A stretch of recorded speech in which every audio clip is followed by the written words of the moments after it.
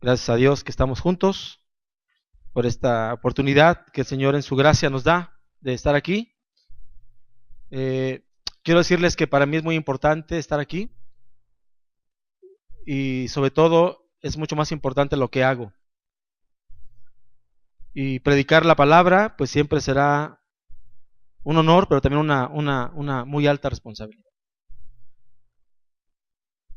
Así es que quiero pedirles por favor que vayamos a la palabra de Dios.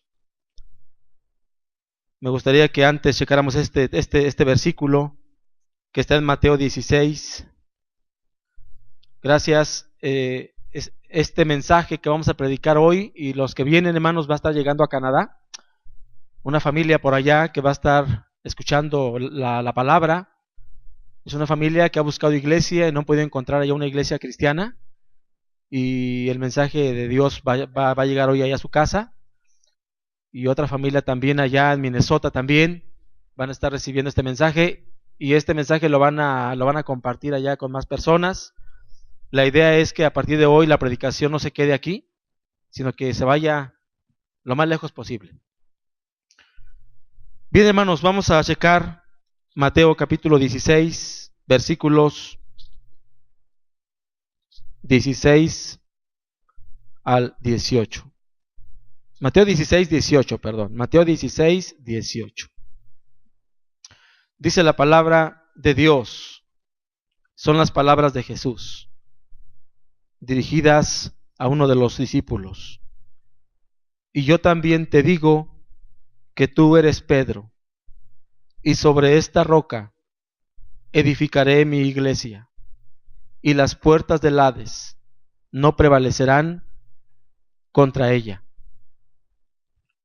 Quisiera que consideremos, hermanos, que en este pasaje encontramos tres cosas muy importantes que no debemos de descuidar, de olvidar.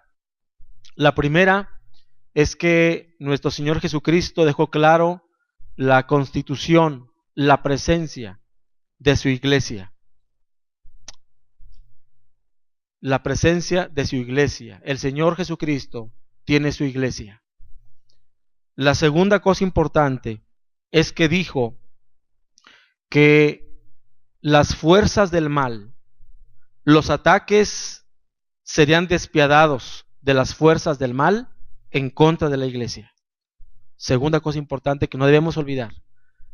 ¿Sí? Toda la fuerza del mal y todo el poder satánico estarían dirigidos a la iglesia del Señor. Y la tercera verdad es que a pesar de esos ataques de las fuerzas del mal en contra de su iglesia permanecería firme, permanecería de pie.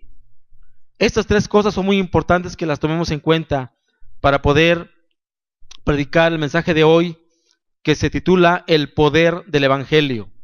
Y el texto base está en Romanos capítulo 1, versículo 16. Voy a invitarlos que lo busquen. Romanos 1, 16. Es un texto muy conocido, lo decimos muy seguido, pero hoy el desafío va mucho más allá que eso. Romanos 1, 16 dice la palabra, y está escribiendo el apóstol Pablo, porque yo, dice él, porque no me avergüenzo del Evangelio.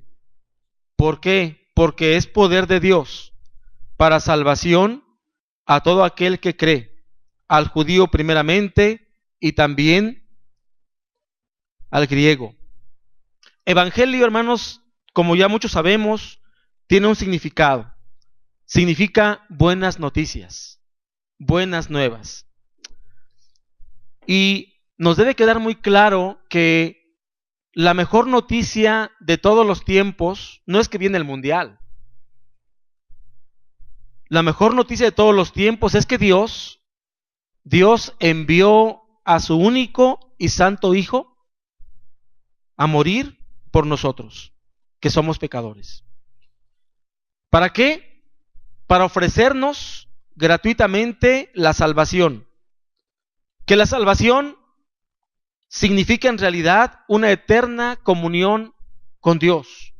La salvación no es que me voy a morir y me voy a ir al cielo. No, realmente la salvación en un significado mucho más profundo es una relación con mi Dios eternamente y para siempre. La salvación realmente, lo hermoso de la salvación es que la criatura va a tener otra vez una comunión con su Creador para siempre. Esa maravillosa salvación significa además un nuevo nacimiento en la persona que recibe ese regalo, un nuevo corazón, una nueva mente, nuevas metas, nuevos anhelos. Es decir, que la salvación, hermanos, que hemos recibido se evidencia en una transformación de nuestras vidas. Algo así como lo que Víctor nos compartió y cada semana un hermano nos comparte. Es una renuncia a mi voluntad y deseos, a cambio de aquí en adelante vivir y buscar la voluntad de Dios. En el desarrollo del tema, quiero tocar un primer punto que considero muy urgente tratar con ustedes. Y yo los voy a invitar para que se vayan a una de las cartas de Pablo otra vez, pero esta a segunda a los Tesalonicenses, capítulo 2. Porque Pablo aquí realmente estaba profetizando algo muy importante. Segunda a los Tesalonicenses, capítulo 2, versículos del 7 al 10. Lo leo y me siguen ustedes. Dice, del 7 al 10 dice, porque ya está en acción, noten eso, no es que va a estar o que va a venir, sino que Pablo desde ese momento en que le está escribiendo, imagínense ahora después de 2000 años, porque ya está en acción el misterio de la iniquidad, solo que hay quien al presente lo detiene, hasta que él a su vez se ha quitado de en medio. Y entonces se manifestará aquel inicuo, a quien el Señor matará con el espíritu de su boca, y destruirá con el resplandor de su venida. Inicuo cuyo advenimiento es por obra de Satanás, con gran poder y señales y prodigios mentirosos, y con todo engaño de iniquidad para los que se pierden, por cuanto no recibieron el amor de la verdad para ser salvos. Dice el texto, ya está en acción el misterio de la iniquidad. El tiempo llegó. Y esa es la era en la que nosotros vivimos. Algunos le llaman la era del relativismo. Y el relativismo en varios enfoques. Por ejemplo, el relativismo moral, el relativismo estético, el relativismo epistemológico que tiene que ver con la verdad. Hoy vivimos en una ola y en una corriente, como Pablo también llamó la corriente de este mundo, con sus modas, ¿verdad? Hoy si no vestimos a la moda, que es una moda que impulsa el sistema de hoy, nos sentimos de menos valor. Es decir, que si yo no traigo una camisa de marca, me siento menor a aquel que trae una camisa de marca. Su lenguaje. Por ejemplo, si uno lee la obra de Cervantes, El Quijote, nos vamos a encontrar que ahí vamos a encontrar más de 23,000 palabras diferentes. En el lenguaje de hoy, de los jóvenes de hoy, se mueven alrededor de 300 palabras. Y de esas 300 palabras, casi 100 son groserías. Pero vivimos en esa época. Las ideas totalmente contrarias a las ideas de Dios. Dios hizo al hombre y a la mujer, y ahora hay ideas como vamos a casarnos 2 hombres, o vamos a casarnos 2 mujeres, o vamos a adoptar hijos. Es decir, el tema del homosexualismo, del lesbianismo, su legalización, todas esas cosas contrarias a la palabra, pero esa es la época en la que estamos viviendo. Su línea consumista. Hoy todo lo que la televisión nos vende, nos vamos con la finta y la compramos. Hoy te dicen que en un mes puedes bajar 8 kilos. Y ahí estamos consumiendo y comprando cosas. Hoy te dicen que tomes un curso de 3 meses y vas a aprender a hablar inglés, cuando realmente aprender a hablar inglés llevaría un curso por lo menos de 3 años, ¿no? O ¿sabes qué? Estudia estas notas y vas a aprender a tocar guitarra fácil, cuando tocar un instrumento realmente cuesta 10 años aprender a tocar un instrumento de la manera completa. Su sistema económico en el que vivimos hoy, la economía, para el hombre es lo más importante hoy. El Señor Jesucristo ya había dicho que quien iba a competir con él sería el dinero. Por eso un hombre rico renunció a su salvación y a seguir a Jesús, por no querer entregar el dinero que realmente no era de él, realmente era del Señor. Vivimos hoy en un mundo en donde el dinero es muy importante. Hoy una persona puede asesinar a otra con 5,000 pesos a cambio de un pago. Hoy un secuestrador te secuestra y te pide dinero. Extorsionan los negocios, dinero fácil, a través de la delincuencia y a costa de otras personas. Ese es lo que el apóstol estaba hablando, el misterio de la iniquidad. Vivimos en una decadencia política. Nuestro país, con muchos partidos políticos que lo sostiene económicamente, que sostiene campañas políticas, ¿no?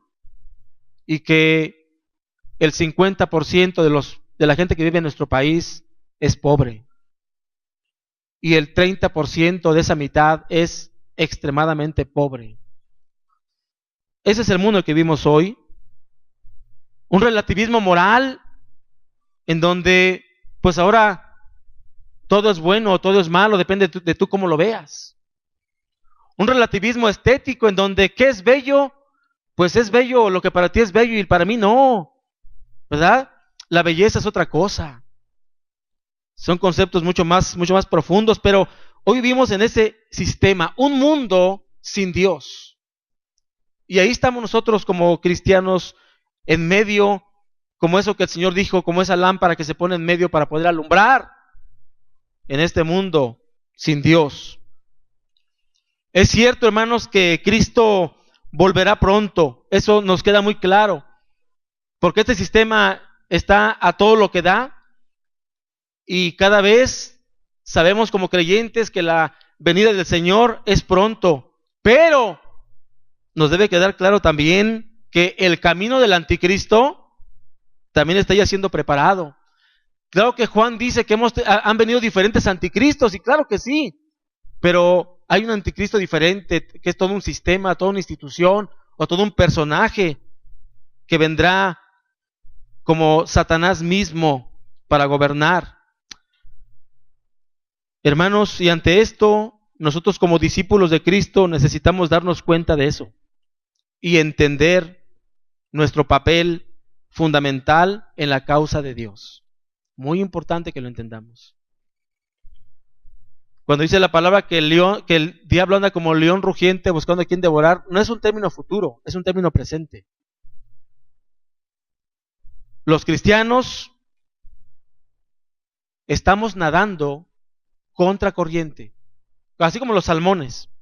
Los salmones nadan contra la corriente. La iglesia, los cristianos nadamos contra corriente, contra la corriente de este mundo. Eso nos debe quedar muy claro. Somos minoría. Somos minoría. Jesús dijo que el camino que lleva al cielo es ¿qué? Estrecho. Y el camino que lleva a la perdición es ancho. Muchos son los llamados, pero sí, somos minoría. Eso nos debe quedar también muy claro.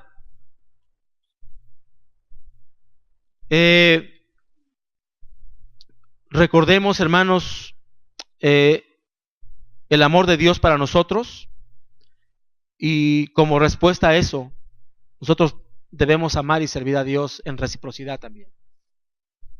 Entonces, nos debe quedar claro que ese misterio de la iniquidad es el sistema en el que hoy estamos viviendo, con ese relativismo tremendo, ¿no? Tremendo. Entonces, eso usted y yo lo debemos de entender que estamos viviendo en medio de este ambiente de iniquidad. El misterio de la iniquidad. Primera de Pedro 5:8, ya lo cité, ¿verdad? Porque Satanás anda como león rugiente buscando a quién devorar. Y no espere usted que él te va a devorar si tú matas a una persona, no. Él simplemente te va a destruir o te va a matar cuando tú caes y quieres nadar como una mojarra con esta corriente. Acuérdate que somos salmones, vamos contra corriente, somos minoría, somos menos. Eso es muy importante, que nos debe quedar claro. El evangelio no es un evangelio barato. Ser cristiano, hermanos, hoy, porque el sistema del que estoy hablando hoy ha convertido el cristianismo en algo fácil, en algo cómodo. Pero en la realidad, el cristianismo nunca ha sido así. Cuando el Señor Jesucristo ascendió a los cielos, preparó a sus discípulos y les dijo: ustedes van a ser investidos con el Espíritu Santo, porque lo que viene no va a ser nada fácil. Y claro que no fue nada fácil.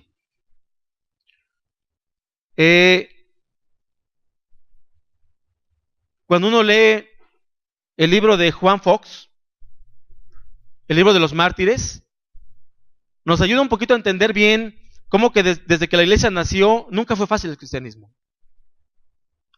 Ahí les voy una lista de 15. Es interminable, pero no va a dar tiempo. Pero primero, el primer mártir se llamó Esteban. Esteban, predicando el evangelio, fue echado de la ciudad y fue apedreado hasta encontrar la muerte. Después de él siguió Jacobo, el hermano de Juan, el pescador. Estos jóvenes eran hijos de Zebedeo. Él fue martirizado 10 años después de la muerte de Esteban. Fue decapitado en el año 44 después de Cristo. Otros dos, Timón y Parmenas, que nos encontramos en el Nuevo Testamento, ellos también fueron decapitados en Filipos y en Macedonia respectivamente por predicar el evangelio. Después viene Felipe, otro discípulo. Él fue azotado, echado en la cárcel y después fue crucificado. Después viene Mateo, el publicano, el que escribió el evangelio. Él fue martirizado con una lanza en el año 60. Jacobo o Santiago, el que escribió la carta, él a los 99 años fue golpeado y apedreado. Finalmente le abrieron el cráneo con un garrote y así murió. Después viene Matías, el sucesor de Judas.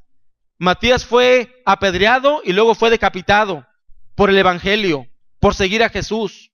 Después Andrés, el hermano de Pedro, él fue prendido y fue crucificado. Después Marcos, el que escribió el evangelio, Marcos fue arrastrado y despedazado por el populacho en Alejandría. Después Pedro, que fue crucificado cabeza abajo, pies arriba, por petición propia, según Jerónimo escribe, porque dijo: no soy digno de morir como murió mi Señor. El apóstol Pablo fue decapitado en Roma. Judas, o también conocido como Tadeo, fue crucificado en la ciudad de Edesa en el 72 después de Cristo. Bartolomé fue azotado y crucificado. Tomás, ¿se acuerdan de Tomás? Fue martirizado y atravesado con lanza. Lucas, el médico amado, fue colgado de un olivo. Juan fue echado en un depósito de aceite hirviendo, sobrevivió y fue desterrado a la isla de Patmos. Más recientes, así empezó la iglesia. Así empezó la iglesia. Y siguió la iglesia viviendo esa persecución tremenda. Más adelante, años después, previos a la Reforma, con Martín Lutero, nos vamos a encontrar también con más mártires. John Wycliffe en Inglaterra se opuso y por nadar contracorriente con el sistema religioso, lo metieron a la cárcel y murió siendo viejo. ¿Y sabe una cosa? Lo enterraron. Y a los 41 años de que su cuerpo estaba enterrado, mandaron sacar sus huesos, los quemaron y los echaron a un río. Y dijeron: este era un hereje, después de 41 años. Después llegó un discípulo de él, Juan Hus, en Praga, por predicar el evangelio también. Fue llevado a la hoguera y mientras lo estaban quemando, él estaba cantando un himno al Señor. Y después de él, uno que fue muy amigo de él, realmente desarrolló un ministerio junto con él, Jerónimo de Fraga. Siguió el mismo ejemplo de Hus. Y dice la historia que cuando él lo aprendieron y lo llevaban camino, él iba cantando himnos. Y cuando lo estaban quemando en llamas, él dijo, Señor, estaba cantando un himno que decía, oh Cristo, te entrego mi alma entre las llamas.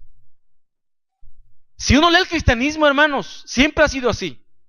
Siempre ha sido así. Pero cuidado con el sistema de la iniquidad de hoy, porque hoy pensamos que ser cristiano es que ya no voy a tener problemas. Que ser cristiano es que ya todo va a cambiar. No es así. Dice la palabra que el evangelio es poder de Dios. Y efectivamente, el evangelio es poder de Dios. Quiero hablar aquí en segundo lugar del amor perfecto de Dios, que es un elemento esencial del evangelio. Si leemos Lucas 15 del 1 al 8, pueden buscarlo y nada más necesito que me digan cuál es el tema de esa parábola. Porque para entender el evangelio hay que entender en primer lugar el amor perfecto de Dios por nosotros. ¿Cuál es el título de Lucas 15, 1 al 8, hermanos? Que alguien nos diga. Por ahí aparece el título. Lucas 15, 1 al 8. ¿La parábola de qué? De la oveja perdida. Realmente el evangelio tiene este ingrediente que habla del amor de Dios. El amor de Dios. Y esta palabra nos cuenta que Dios nos fue a buscar, que estábamos perdidos, y nos encontró y nos trajo al redil, ¿verdad? Eso es lo hermoso del evangelio, esa parte del amor de Dios. David Platt, cuando escribe su libro Radical, dice que un día él se paró afuera de un templo budista y observaba cómo entraba la gente y rendía un culto a su Dios y se postraban con mucha reverencia y pasaban tiempo ahí. Después él estuvo platicando con un líder budista y con otro líder musulmán. Y él estaba platicando con ellos. Y sus compañeros decían, al último, todas las religiones del mundo nos van a llevar a un solo destino. Nos van a llevar a Dios. Todas nos van a llevar a Dios. Así como diciendo, todos los caminos llevan a Roma. Y entonces David Platt les dice, miren, ¿qué les parece a ustedes? Lo que ustedes están diciendo es que hay una montaña muy alta y Dios está en la cima de la montaña. Y entonces ustedes y nosotros podemos tomar el camino recto y llegamos hasta allá donde está Dios arriba. Y luego ustedes también pueden tomar mano derecha, mano izquierda y llegamos hasta arriba y nos encontramos con Dios. Y dice él, pero ustedes ¿qué pensarían si ese Dios que está en la cima descendiera hasta aquí y nos tomara? Y ellos dicen, sería fenomenal. Y dice él, permítanme presentarles a Jesús. Porque Jesús vino a buscarnos. Vino a buscar y a salvar lo que se había perdido. ¿Y quiénes eran los perdidos? Nosotros. ¿Quién es esa oveja perdida? Nosotros. ¿Y qué hizo el Señor? Fue por nosotros. Dice la Biblia que yo amo a Dios y tú amas a Dios. ¿Sabes por qué? Porque Él te amó primero a ti. Y Él te fue a buscar donde tú estabas. Él dejó las 99 y fue por nosotros. Esa parte del evangelio es muy importante que realmente la podamos entender. Pero la otra parte también debemos entenderla. Dios es santo, es perfecto. ¿Y quién soy yo? ¿Y quién es usted? Somos pobres pecadores. Estamos imposibilitados de alcanzar la salvación por nuestras propias fuerzas. Estamos condenados a una muerte eterna producto de nuestro pecado. Esos somos nosotros. Él es santo, nosotros somos pecadores. Él es perfecto, nosotros somos imperfectos. Él es fiel, nosotros somos infieles. Esa es nuestra condición humana. Y solo no vamos a poder alcanzar la salvación. Necesitamos de alguien. Y ese alguien tomó la iniciativa. Fue Dios que mandó a Jesús a morir por todos nosotros que somos pecadores, ¿no? Entonces, esa parte del evangelio nos debe quedar claro. La parte del amor perfecto de Dios, pero también mi naturaleza pecaminosa. Mi imposibilidad como ser humano de poder acercarme por mis propias fuerzas a Dios. No puedo. ¿Por qué? Por nuestra condición pecaminosa. Pero el Señor vino a buscar y a salvar a todo lo que estaba perdido, ¿cierto? Mateo 21:31, ¿qué dice, hermanos? Alguien que nos ayude. Mateo 21:31. Dice el texto aquí. Fíjense lo que dice la palabra en esta parte del amor de Dios, ¿no? Es como una conclusión, dice, ¿cuál de los dos hizo la voluntad de su padre? Dijeron ellos, el primero. Y esta es la parte interesante. Jesús les dijo, de cierto os digo, que los publicanos y las rameras van delante de vosotros al reino de Dios. Qué maravilloso, ¿no? Yo identificándome con lo peor, como pecador que soy, ¿sí? Que merezco estar separado de Dios eternamente y para siempre por mi pecado, el amor de Dios fue mucho mayor. Y Él descendió por nosotros. Y vino a eso. Vino para rescatarnos y para salvarnos. Y ahora vamos por delante en el reino de Dios. Formados adelante en el reino de Dios. Y qué bendición cuando reconocemos esa condición. Mientras yo no reconozca mi condición, es muy complicado poderle abrir mi corazón a Dios. Muy complicado. Ahora, esa parte es maravillosa y es hermosa. Pero hay otra parte que está en el punto número 3 del bosquejo que yo les compartí. Y tiene que ver con los desafíos del evangelio. Los desafíos del evangelio. Pablo dijo, no me avergüenzo del evangelio, porque es poder de Dios para salvación a todo aquel que cree. Déjenme explicar algo, hermanos. El sistema actual, que nos ha vendido la idea de que el ser cristiano es muy fácil, tú nomás haz esta oración, nos dicen. Haz esta oración detrás de mí. Señor, perdona mis pecados, te recibo como mi Salvador. Amén. Termino la oración y soy el mismo de siempre. Déjenme aclarar que eso no es salvación, ¿eh? Si usted hizo la oración del pecador y le dijo a Dios, Señor, perdona mis pecados, y iba siguiendo al pastor o a un líder, y usted ahí hizo una oración chiquita, y si usted cree o usted levantó la mano y usted cree que eso ya es la salvación, está usted muy equivocado. Eso no es la salvación. Vámonos un poquito más despacito.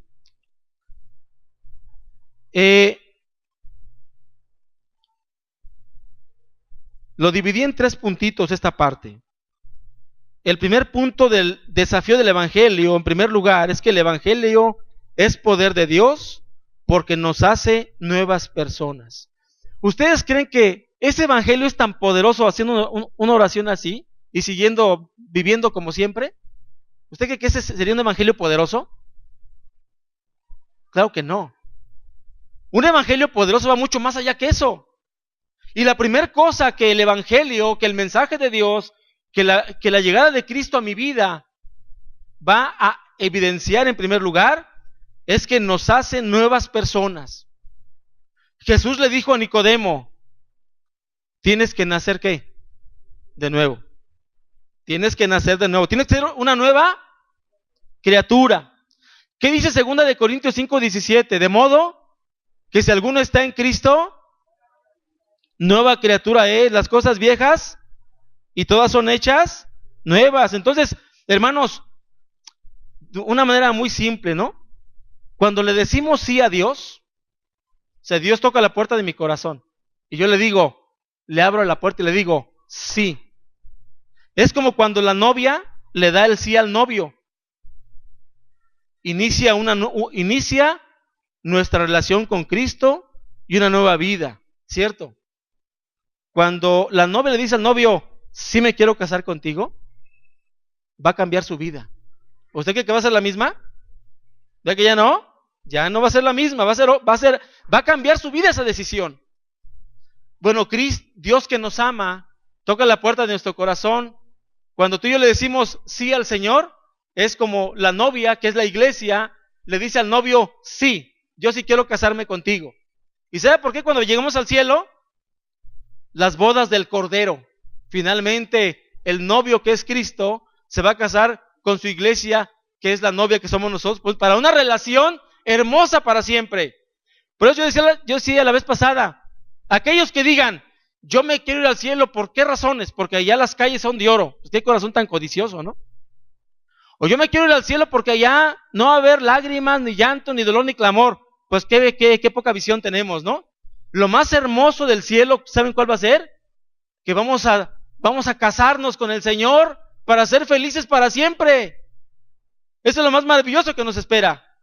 Entonces, aquí cuando hablamos de esta parte del Evangelio, lo que queremos decir, hermanos, es que dice Pablo que el Evangelio es el poder de Dios porque nos hace nuevas personas, porque nacemos otra vez. Eso es muy importante, hermanos, que lo podamos considerar. Y cuando nacemos otra vez, ¿qué es lo que hacemos? Nos bautizamos valientemente, ¿no? Para anunciar a los demás que ahora somos hijos y siervos de Dios. Y le digo algo. Hoy en el púlpito decimos, ¿alguien quiere recibir a Cristo? 1, 2, 3. Ya todos recibieron a Cristo, ¿verdad? Muy bien, muy bien. ¿Sabe cómo se sienten los llamamientos? ¿Alguien de aquí está dispuesto a entregar su vida a Cristo y a morir con Cristo? Y levantaban la mano y directamente a bautizarse. ¿Y cómo ha cambiado todo, no? ¿Cómo ha cambiado todo? Ser cristiano desde el nacimiento está dispuesto a morir con Cristo. Por eso él dijo, el que no toma su cruz cada día y me sigue no puede ser mi discípulo. Entonces, cuando somos nuevas personas, el Señor nos da un regalo muy hermoso. Es el Espíritu Santo que nos sella para el día de la redención. Somos sellados con el Espíritu Santo para el día de la redención. Recibimos dones. ¿Para qué nos da los dones el Señor? Para servir a Dios y para servir a la iglesia. ¿Cierto? Entonces, por eso dice Pablo que el Evangelio es poder de Dios para salvación a todo aquel que cree. ¿Por qué? Porque hay un primer milagro. Me hace una nueva persona. Si ese que era yo, ¿verdad? Bien mal hablado, bien drogadicto, bien tomador, bien mentiroso, que golpeaba a mi esposa, que decía puros disparates. El poder del Evangelio es que yo soy una nueva persona y soy una nueva criatura, con un nuevo lenguaje, con una nueva personalidad. ¿Por qué? ¿Por mis fuerzas? No, porque el Espíritu Santo llega a mi vida y entonces me va a dar dones para que yo pueda convertirme en un servidor de Dios y en un servidor de la iglesia, pero además me va a dar un carácter, va a cambiar mi corazón y me va a dar un carácter, me va a dar lo que le llamamos el fruto del Espíritu Santo, y entonces mi vida va a estar repleta de amor, de gozo y de paz y de paciencia y todo el fruto del Espíritu Santo. Por eso el Evangelio es poderoso, hermanos, porque nos hace nuevas personas, nuevas criaturas, volvemos a nacer, morimos a nuestra vieja personalidad pecaminosa y tenemos un nacimiento espiritual en Cristo con el Espíritu Santo dentro de nosotros que nos va a dirigir siempre, hermanos. Por eso es poderoso el Evangelio. La otra parte, el Evangelio es poder de Dios porque transforma las vidas de las personas. Nos cambia, somos otros. Aparte del nuevo nacimiento que Él hace, nuestras vidas van a ser otras. Vamos a leer un poquito Lucas 19, 1 al 9, por favor. Lucas 19, 1 al 9. Dice la palabra de Dios así. Lucas 19, 1 al 9. Amén. Dice, habiendo entrado Jesús en Jericó, iba pasando por la ciudad. Y sucedió que un varón llamado Zaqueo, que era jefe de los publicanos y rico, fíjense, o sea, era jefe políticamente hablando y además era rico. ¿Qué le faltaría a un hombre así? Pues no le faltaba nada aparentemente. Procuraba ver quién era Jesús, pero no podía a causa de la multitud, pues era pequeño de estatura. Y corriendo delante subió a un árbol sicómoro para verle, porque había de pasar por allí. Cuando Jesús llegó a aquel lugar, mirando hacia arriba, le vio y le dijo: Zaqueo, date prisa, desciende, porque hoy es necesario que pose yo en tu casa. Entonces él descendió a prisa y le recibió gozoso. Al ver esto, todos murmuraban diciendo que había entrado a posar con un hombre pecador. Entonces Zaqueo, puesto en pie, dijo al Señor: He aquí, Señor, la mitad de mis bienes doy a los pobres, y si en algo he defraudado a alguno, se lo devuelvo cuadruplicado. Jesús le dijo: Ojo, hoy ha venido la salvación a esta casa, por cuanto él también es hijo de Abraham. ¿Cuándo le dijo Jesús a Zaqueo: hoy ha venido la salvación a tu casa? ¿Se lo dijo cuando entró a la casa? No. ¿Saben cuándo le dijo? Cuando Zaqueo se puso de pie y reconoció que era un ladrón, que era un defraudador, lo reconoció y dijo: Señor, si a alguien le he robado, yo lo voy a devolver doble vez. Y si a alguien le cometí un fraude, se lo voy a devolver 4 veces. Y entonces Jesús dijo: hoy ha venido la salvación a esta casa. Antes no. ¿Eso qué quiere decir, hermanos? Que el evangelio es poderoso porque cambia nuestra vida. Sí, porque sin Cristo, ¿cómo hablábamos? De 100 palabras, 70 disparates, ¿no? Y cuando Cristo viene a mi vida, ya no digo ningún disparate. Y es una bendición cuando estamos nosotros en nuestro trabajo, estamos en la escuela, estamos en todo lugar, y nosotros podemos decir, y la gente lo puede notar, que de nuestra boca no sale una majadería. Eso es el poder de Dios. Es el poder del evangelio. Eso que el Señor hace cuando nosotros estamos allá afuera. Desafortunadamente, la droga hoy está matando a nuestros jóvenes. Y yo estoy seguro que muchos de nosotros, nuestros hijos, o tenemos algún familiar que está siendo presa de las drogas. Y vemos a nuestros jóvenes que los veíamos muy guapos, uno de repente los vuelve a ver y los vemos ya chupados. Y escuchar a un joven decir esto: yo quiero cambiar, yo quiero dejar esto, pero no puedo. Jamás se podrá. Solamente el evangelio de Jesucristo, que dijo Pablo: porque no me avergüenzo del evangelio, porque es poder de Dios para salvación a todo aquel que cree. Solamente la palabra de Dios poderosa puede hacer, es poderosa la palabra de Dios que puede cambiar nuestras vidas.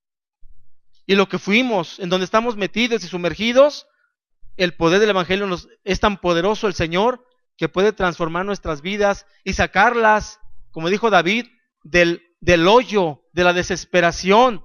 De ahí nos saca el Señor. Y cuántas bendiciones no hay. Y podemos escuchar cada domingo testimonios aquí de hermanos que comparten su testimonio de conversión, de cómo fue su vida y cómo es su vida hoy con Cristo. Entonces, hermanos, la salvación trae consigo un cambio radical en las vidas de las personas. Perdón, pero si usted hizo la oración del pecador y levantó su mano y dijo: yo quiero aceptar a Cristo, y usted hizo una oración, pero usted sigue siendo la misma persona, perdón, pero ¿en cuál evangelio poderoso estamos hablando? Porque el evangelio poderoso nos hace nuevas personas y nos transforma la vida, cambia radicalmente nuestra vida. Dijo el Señor: hoy ha venido la salvación a esta casa, ¿verdad? Y una vez que nuestras vidas experimentan un arrepentimiento genuino de pecados y muestran esos frutos dignos de arrepentimiento, cuando existe una verdadera transformación de la vida, es cuando empieza a fluir, ¿verdad? Ese poder del evangelio en nosotros. Sería un autoengaño decir que soy salvo si mi vida no ha experimentado un cambio en mi vida, si sigo siendo exactamente igual. Por eso Santiago, cuando escribía, lo podemos checar en Santiago 2:26, si gustan. Santiago 2:26 tiene algo que notificarnos aquí muy importante. Santiago 2:26.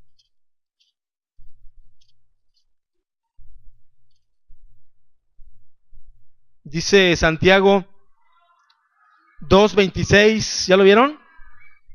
Dice, porque como el cuerpo sin espíritu está muerto, ¿estamos de acuerdo en eso? ¿Sí, verdad? Bueno, fíjense la comparación, ¿eh? Así también la fe sin obras está muerta. Esa fe no es la fe de decir, yo tengo fe en que mañana voy a conseguir trabajo. No, no se refiere a esa fe. Se refiere a la fe que se pone en Jesús y alcanzamos la salvación.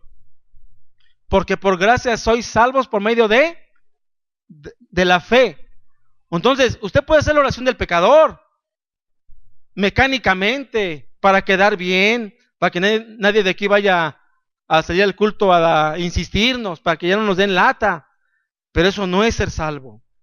La salvación es también lo que dice Santiago. Así como el cuerpo sin espíritu está muerto, así tu fe, que tú dices que has puesto en Jesús como tu Salvador, sin obras, sin evidencia, sin frutos, está muerta. Totalmente muerta. Entonces, la salvación es, además, cuando yo reconozco que soy un pecador, que estoy perdido, que estoy alejado de mi Creador, y entonces el Señor hace una obra poderosa en mí y me lleva a mí un arrepentimiento, doblo mi rodilla, derramo mis lágrimas, le pido al Señor que me perdone, y yo le digo, Señor, aquí está mi vida, te lo ofrendo, te entrego mi voluntad, mis deseos, todo lo que soy te lo entrego, todo lo que tengo te lo entrego, te entrego todo, Señor. ¿Y entonces qué va a pasar? Oiga, hermano, necesito que venga a orar por mí. Claro que voy a orar por ti, porque yo no soy de mi propiedad, soy propiedad del Señor y voy a ir.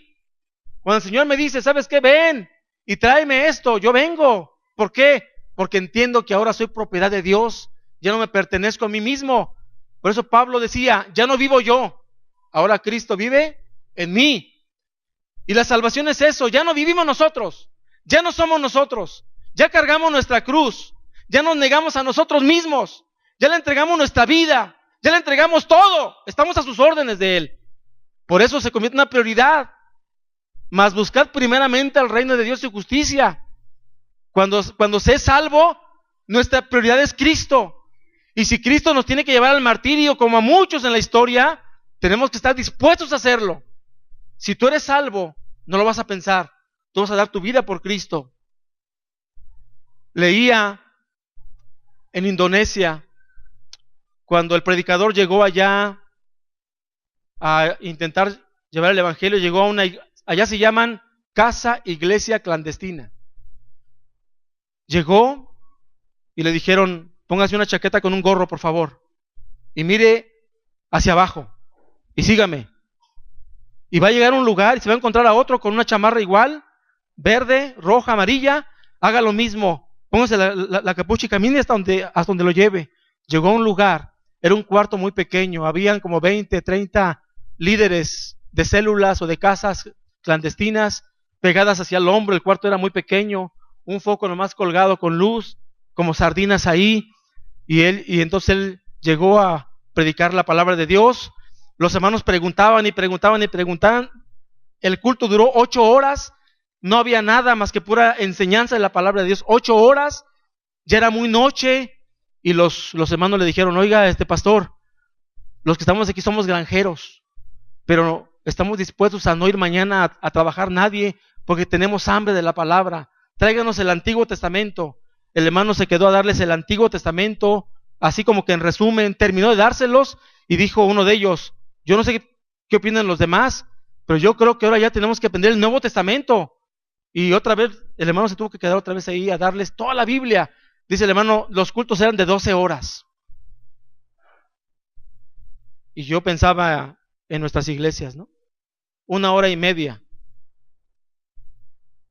Y ya nos queremos ir. ¿Verdad? Y ya nos queremos ir. Cuánta hambre. Pero después escribió y dijo que un miembro de ellos lo detuvieron y lo iban a ejecutar. Le escribió a su esposa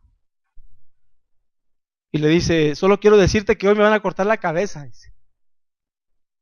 Pero lo que no van a poder lograr es que no me van a poder cortar de la cabeza espiritual que es mi Cristo. Cuando iba caminando para la ejecución, su esposa, él iba cantando un himno y la esposa iba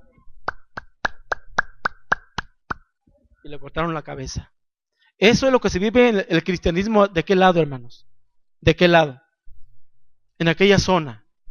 Y cuando la palabra dice que la gente tendría comezón de oír la palabra, se refiere a eso. Algo que nosotros no podemos ver aquí, porque estamos metidos en ese misterio de la iniquidad, lo que está en acción hoy. Hemos caído y estamos nadando como las mojarras, junto con la corriente, para quedar bien, para que no nos digan nada, para que no nos critiquen. Ay, ¿cómo vas a ir a la iglesia? ¿Eres el hermano? Ya te avergonzaste. ¿Llevas tu Biblia? Ya te avergonzaste. No es por ahí. Acuérdense que somos como salmones, nadamos contra la corriente. Te van a decir que ¿por qué vas a la iglesia? ¿Por qué llevas una Biblia? ¿Por qué tú no eres católico? ¿Por qué aquí? ¿Por qué allá? Pero Jesús dijo, pero son bienaventurados, bienaventurados sois cuando por mi causa os vituperen y os persigan y digan toda clase de mal contra vosotros mintiendo. Gozaos y alegraos, porque vuestro galardón es grande allá en los cielos. Ese es el cristianismo radical, hermanos. Eso es lo que nosotros hemos perdido hoy de vista, porque el consumismo, la globalización nos ha sometido a eso. Y hemos caído en las redes de las televisoras.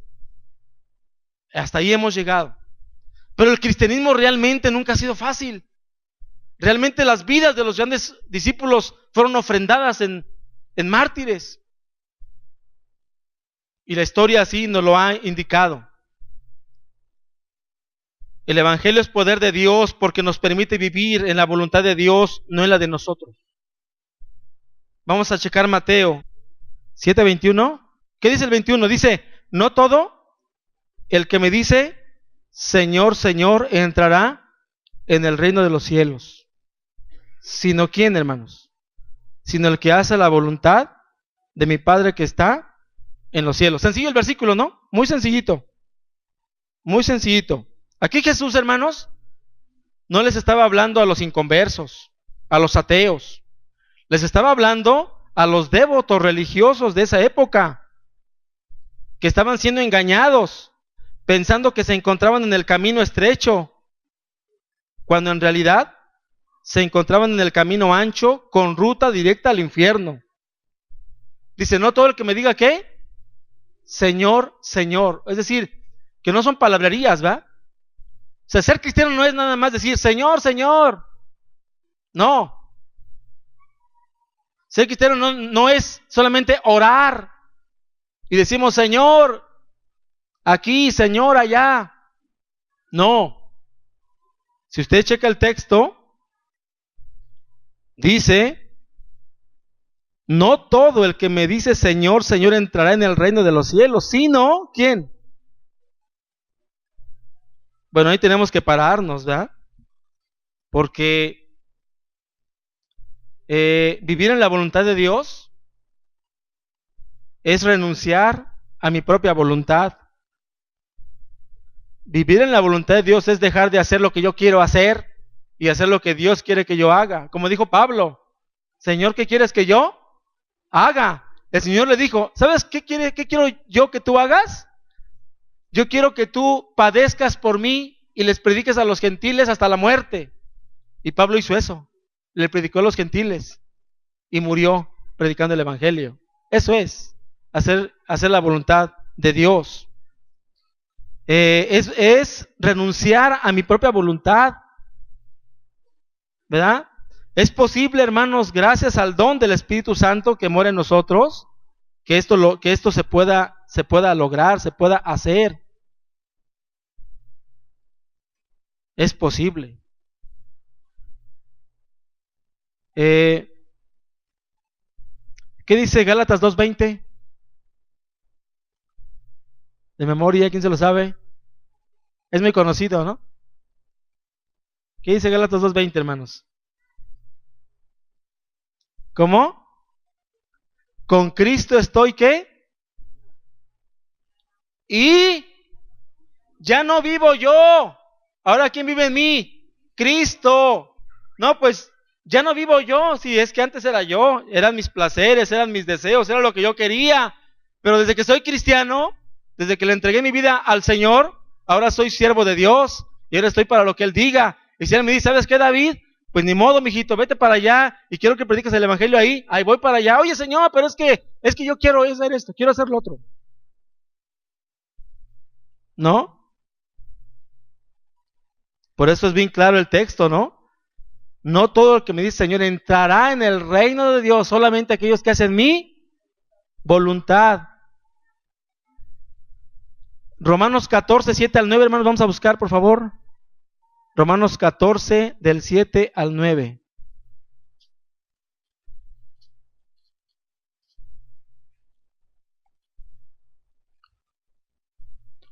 Fíjese, ¿eh? ¿Ya lo tiene? Romanos 14, 7 al 9 dice, porque ninguno de nosotros vive para sí, y ninguno muere para sí. Pues si vivimos, ¿qué? ¿Amén? ¿Para quién vivimos? Y si el Señor te pide que hagas esto, y tú dices que no, no me digas que vives para el Señor. Vives para otro Señor, pero no para este. ¿Verdad? Pues si vivimos para el Señor, vivimos. Y si morimos, para el Señor morimos. Así pues, sea que vivamos o sea que muramos, del Señor somos. Porque Cristo para esto murió y resucitó y volvió a vivir para ser Señor, así de los muertos como de los que viven. Esa es la iglesia de Cristo, hermanos. Estamos a la orden de Él. Estamos a la orden de Él. El poder del Evangelio, hermanos, nos permite entender que todo lo que yo soy y todo lo que tú eres y todo lo que yo tengo y todo lo que tú tienes, ¿de quién es? Del Señor. El salmo que leímos hoy, Salmo 24, ¿cómo dice? De Jehová, ¿qué? Es la tierra y su, o sea, dele la tierra y todo lo que hay en ella. Y luego, ¿qué más dice? El mundo y los que en él, o sea, ahí voy yo y vas tú. Somos de Él, ¿cierto? Somos de Él. Entonces, ¿por qué nos resistimos, no? Y todavía queremos vivir nosotros en nuestra voluntad, hacer lo que nosotros queremos hacer, ¿verdad? Somos desobedientes por naturaleza, porque la naturaleza es muy obediente al Señor, hermanos. El Señor le dijo a los mares, hasta aquí. Y el mar dijo, hasta aquí. A los montes le dijo, ahí te me quedas quieto. Y ahí se quedó el monte quietecito. A las tormentas, a los vientos le dijo, ¡hey, cálmense, cálmense! Y se calmaron. Pero a mí me dice, haz esto. Y yo le digo, no. Somos los únicos desobedientes nosotros, más que la misma creación. Los únicos. Su creación. La vida tuya, la que tienes tú, a Él le pertenece. El día que Él te diga, ¿hasta aquí? ¿Hasta cuándo es? Hasta aquí. O alguien dice la palabra, ¿puede añadir a su vida un día más? Nadie. ¿Verdad? Cuando diga hasta aquí, se acabó. La vida es del Señor. Los bienes que tenemos, ¿de quién son? Del Señor. Entonces, oye, ¿te puedes traer tu laptop aquí a la iglesia para los cantos? No, porque ese es mío, es para la universidad. Pues no que es del Señor, pues. Es tuya, pero no es del Señor. ¿Verdad? Oye, que necesitamos un carro porque tenemos que ir allá al campamento, pues está bien fea la entrada, llévense ustedes, yo no me llevo el mío. ¿Por qué? Porque es mío, no que es del Señor, pues. No todo es de Él. No todo es de Él. ¿Es de Él o no es de Él? La familia, cualquiera que dejare a padre, que no dejara padre, madre, esposa, hijos, cualquiera que no esté dispuesto a dejarlas a ellos antes que a mí, no es digno de mí. Y pregúntenle a Abraham, Abraham, ya te dio un hijo muy hermoso, muy precioso, ya tiene 17, 18 años, ¿no creen ustedes que era un bebé de un mes? Ya era un joven bien hecho, le ayudó a cargar la leña, y le dijo Dios, ¿sabes qué, Abraham? Quiero que me entregues a tu hijo, a tu único hijo, entrégamelo. Y Abraham entendió esto, sabía que su familia era de él, la vida era de él, los bienes eran de él, su familia era de él, ese hijo Dios se lo dio, y si él se lo dio, ahora se lo estaba pidiendo que se lo regresara. Es que Abraham lo tomó, lo colocó en la leña y ya lo iba a ofrecer en sacrificio, porque él entendió eso. Nos debe quedar claro que esta vida que tenemos es de Él, y el día que Él nos la pida, se la vamos a entregar. ¿Para qué andamos haciéndole el cuento nosotros? Y los bienes que tenemos, sean muchos, sean pocos, son de Él. ¿Por qué los resistimos y no los queremos soltar? ¿Por qué nos duele? Nos duele mucho darle al Señor lo que es de Dios. Es más, le voy a decir una cosa: el poder del Evangelio es tan grande que yo a Dios no le voy a dar mis diezmos, no se los voy a dar, porque no son míos, son de Él, ¿verdad? No sé si ustedes ya leyeron el libro de Crónicas, pero lean Primera de Crónicas 29, con esto vamos a terminar. Primera de Crónicas 29, chéquenlo por favor. Primera de Crónicas 29. Mis ofrendas, mis diezmos, es solo una devolución a quien le pertenece todo. De Jehová es la tierra y su plenitud, el mundo y los que en él habitan. ¿Por qué la fundó? Sobre los mares. Primera de Crónicas 29, 12 al 14. Chéquenlo, 12 al 14. Primera de Crónicas 29, 12 al 14. ¿Ya lo tienen? Dice: las riquezas y la gloria, ¿de quién proceden? De ti. Yo soy rico, como el joven rico. No era rico. El Señor le dijo: vende todo lo que tienes. Se puso triste, no entendió que esas riquezas, ¿de dónde venían? ¿Quién se las había dado? Pues Dios.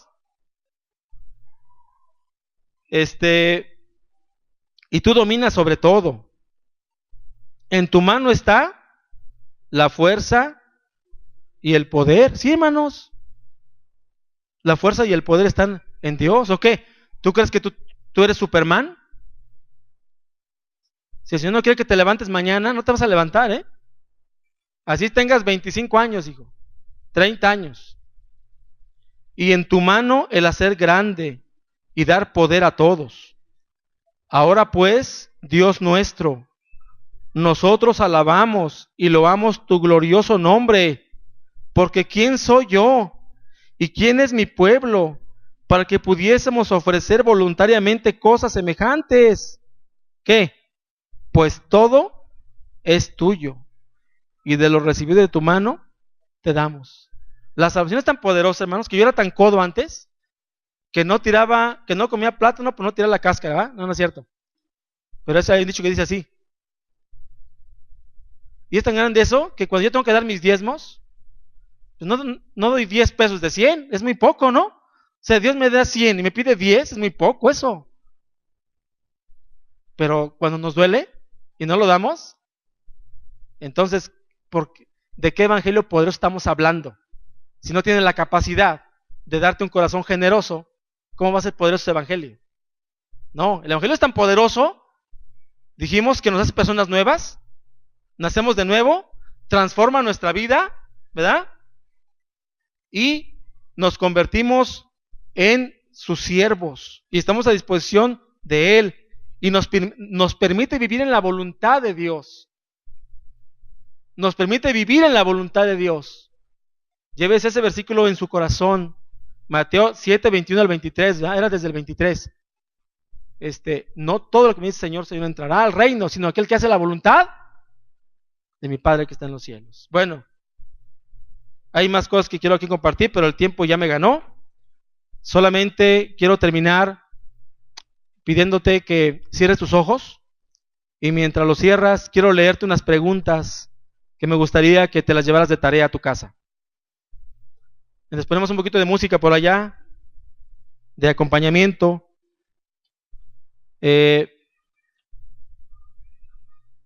Quisiera llevarte a la reflexión y también a la decisión, y que el Espíritu de Dios que está en ti haga esta obra. Hay que pensar en nuestra salvación, hermanos, sus evidencias, sus frutos, tus prioridades desde que eres cristiano. ¿Hasta qué punto hemos vivido llenos de su Espíritu? ¿Realmente estamos viviendo en su voluntad o en la nuestra? ¿Estamos en constante lucha contra la corriente de este mundo? ¿O somos partícipes del sistema, del misterio de la iniquidad? ¿Somos salmones o somos mojarras? ¿Estamos siguiendo a Cristo o estamos siguiendo al mundo? ¿Nuestros pies están en territorio de la senda estrecha o están en el deleite del camino amplio, de la comodidad y del confort? Cuidado con el engaño diabólico de pensar que somos, pero en realidad no somos. Cuidado con la religiosidad falsa, alejada de toda sumisión a Cristo, sin rendición, sin confesión, sin consagración. Hoy te invito a decidirte por Cristo, a renunciar a tu voluntad y a aceptar la de Él, a ser lleno del Espíritu Santo y mostrar al mundo una vida transformada por el poder del Evangelio, porque no me avergüenzo del Evangelio, porque es poder de Dios para salvación a todo aquel que cree.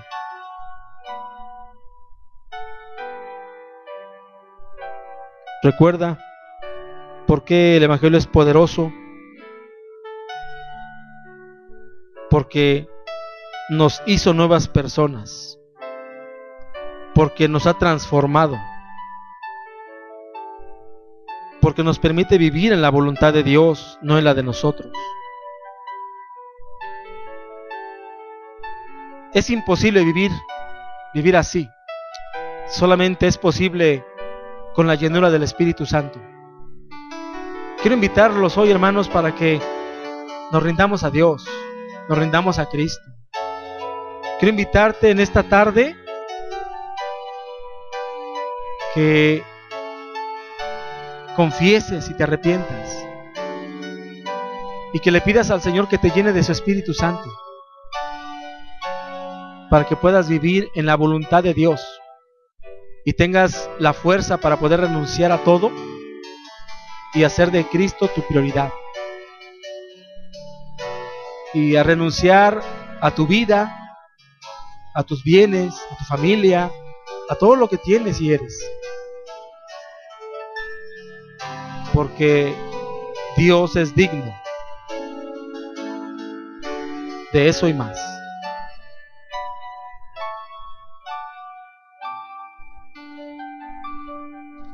Que Dios nos bendiga, hermanos, que Dios les bendiga abundantemente. Gracias.